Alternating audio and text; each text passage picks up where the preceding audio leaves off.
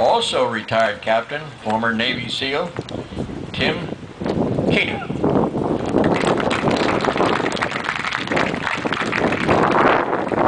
Real pleasure to be here this afternoon to join you on this Memorial Day. Such a solemn occasion, what an important one, in a community that's probably the most patriotic community in the state of Connecticut.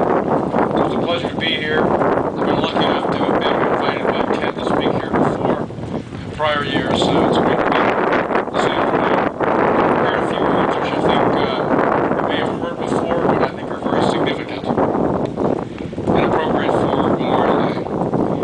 With malice towards none, with charity for all, with firmness in the right, as God gives us to see the right, let us strive on to finish the work we're in to bind up the nation's wounds, to care for him who shall have borne the battle, and for his widow and his orphan.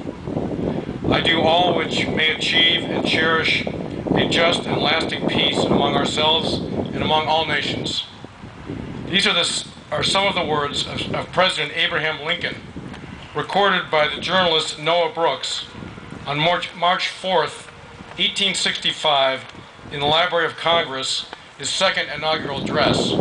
These words were said just a few weeks before he was assassinated. The London Spectator said of it, quote, "We cannot read it without a renewed conviction that it is the noblest political document known to history and should have, for the nation and the statesmen he left behind him, something of a sacred and almost prophetic character." 3 years before it existed, President Lincoln, without naming it, defined Memorial Day, and flowers danced on the graves of Union and Confederate soldiers at Arlington National Cemetery, honoring those who had fallen in service to our country. Memorial Day was officially proclaimed May 5th, 1868, by General John Logan, National Commander of the Grand Army of the Republic, and was first observed on 30 May, 1868. This afternoon, as we express our gratitude, our grief, our pride and confidence in those we honor, we can't help but feel the profound difference between then and now, between friend and enemy, the use of dynamite and nuclear energy, men and women. No longer is there a front, but unseen areas of terror. Forces strike from beneath the sea, peer down from satellites. The National Guard is assigned to Afghanistan and then reassigned. Navy SEALs are dropped into oceans around the world. Too many are carried beneath our beloved flag to hushed final resting places.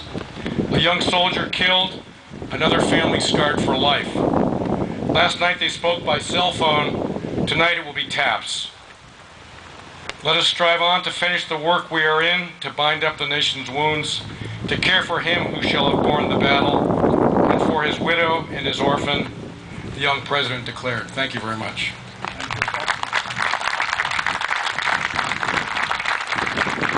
Thank you, Tim.